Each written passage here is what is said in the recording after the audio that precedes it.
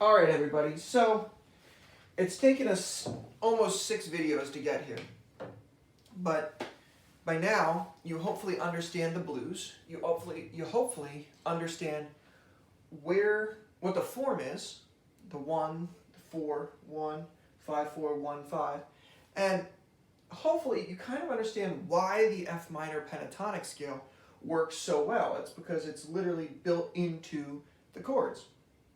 So what I'm going to do now is I'm going to take a solo using just the F minor pentatonic. All right, so here we go. I'm going to start this back at the beginning, and we're going to take a listen.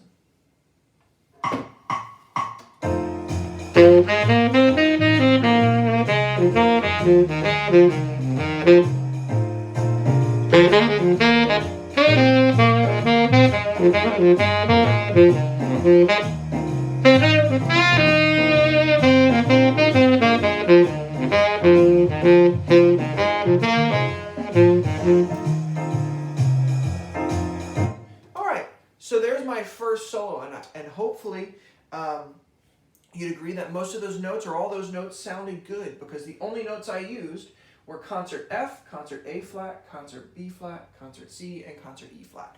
I did have to transpose that as a saxophone player, but for theory's sake, I want to stay in concert and just kind of continue talking about this. What might happen when you do it is it might sound something like this.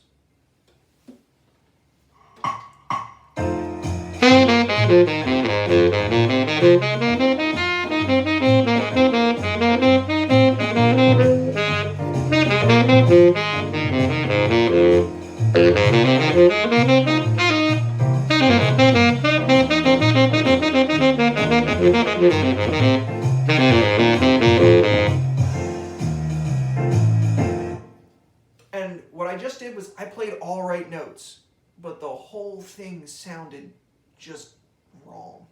All right, and that's because it's not always about just using the right notes. It's actually almost more important that we focus on our swing feel and something known as phrasing. So when you go to solo, just knowing what notes to play is not enough. That's like me handing you the box of crayons and saying, draw a picture.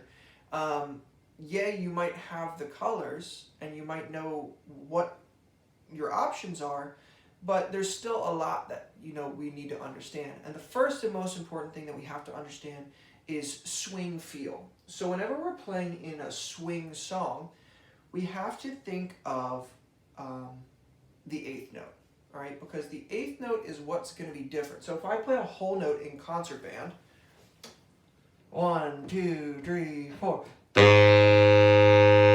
If I play a whole note in jazz band, 1, 2, 3, 4. They're the same thing. If I play a half note in concert band, a half note in jazz band, they're the same thing. If I play quarter notes in concert band, quarter notes in jazz band, the same thing. It's the eighth note that really changes in jazz that we have to really think about. So for example, eighth notes in concert band, 1, 2, 3, 4. Eighth notes in jazz band, we're going to actually make the first note feel longer and the second eighth note shorter. So eighth notes are no longer each one of, they're each worth half a beat. It actually depends on where they fall. An eighth note that's falling on the downbeat is going to be stretched. An eighth note that's going to be on the upbeat is shorter. How much shorter? Well, it completely depends on the tempo of the song. So you might have seen, sometimes you'll see something that looks like this in your jazz band music. Sometimes you'll see swing is dotted eighth 16th is the new eighth note pattern. That is wrong and horrible. Sometimes you'll see it, and this was actually how I was taught for a while. You'll see it as a triplet with the first two tied together is going to be the eighth note feel. So triplet, triplet, triplet, triplet. This is also wrong, totally wrong, because really what it is when you see eighth notes in jazz band, the first note is going to be stretched, The second note is going to be shorter. Now, those are not articulation markings. It's just trying to make a visual so you can understand the first note's going to be longer. I like to call this do and ba. So if I were to put my song on, my background on, and if I were to sing eighth notes, they would go like this.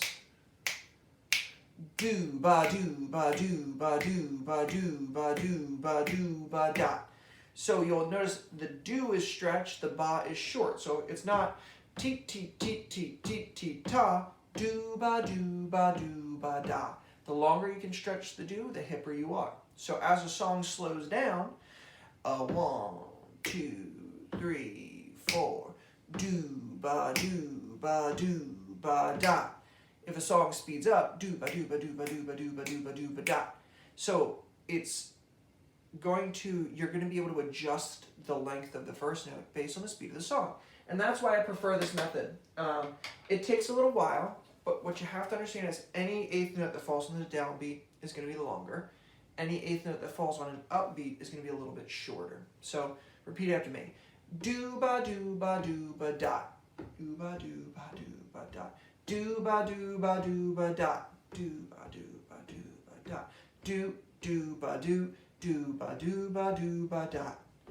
Do ba do ba do ba do ba da. All right. So that's swing feel.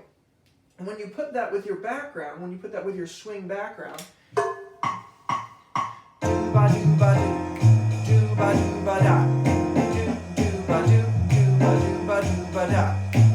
Ba do ba do ba do ba do ba. Do ba do ba do ba do ba do ba. Do ba do ba. Ba do ba do ba do ba do ba do ba do ba. So if we think of anytime I was on an upbeat, I was going 2, 3, ba do ba do ba do ba do ba do ba do ba. So downbeats are do's, upbeats are ba. You should be able to feel that swing feel in my playing. That should make my solo sound better. Let's try and let's see if that works. Here we go.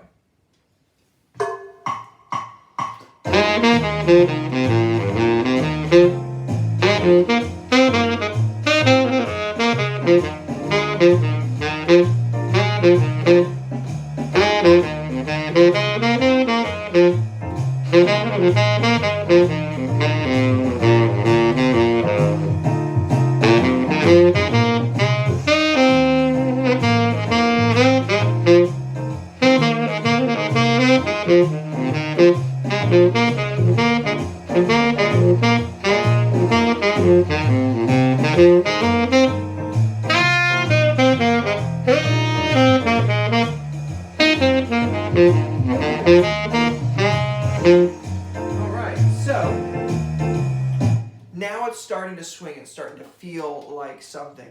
All right, the next tip that I have for you is going to be really simple. I want you to think in 2 measure sentences. Thinking about a whole 12 measure solo is overwhelming at times. If you're trying to like map it out, like I'm going to start really simple and I'm going to get really complex, and it's a lot for a beginning soloist. We'll get there. But for a beginning soloist, I want you to think 2 measures at a time. Swing rhythms, all right? I'm going to sing it first. Do-ba, do-ba, do-ba, do-ba, ba-do-ba, do-ba, do-ba, do-ba, do-do-do-ba, ba-do-ba, do-ba, do-ba, do-ba, do-do-do-ba, do-ba, do-do-do-do-ba, do-ba, do-ba, ba-do-ba, do-do-do-ba, do-ba, do-ba.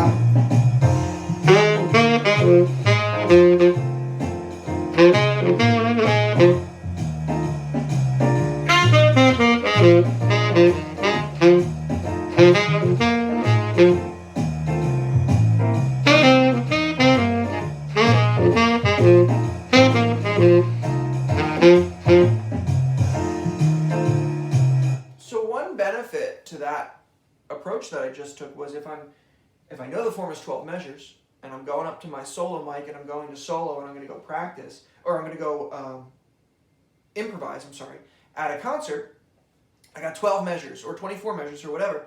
If I think in 2-bar phrases, I can't get lost because I think of 6 sentences. Sentence 1, sentence 2, sentence 3, sentence 4, sentence 5, sentence 6, and I'm done. Or if I'm going to do 2 choruses or 2 times through the form, I can't really get lost. And if I use my ear to make sure I'm staying with the backgrounds, I've got markers, I've got waypoints. When it goes to the 4, I know I'm in that second line. When it goes back to the 1, I know I'm getting ready for the turnaround.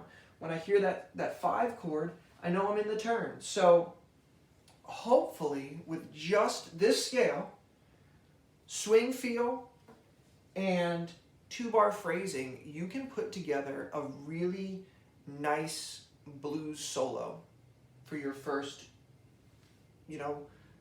improvised solo at a concert, or even just for your parents. You can go home tonight, and I'm going to share this F blues background track with you guys. You can put this on and you can just practice and just mess with this scale and mess with the 2-bar phrasing and work on your do-ba, your do-ba, do-ba, do-ba, da. I'll even slow it down a little bit. Here, let's slow it down. I'm at 130. I'm going to drop it to 100 beats per minute. All right, here we go. Last little sample, and then it's time for you to practice.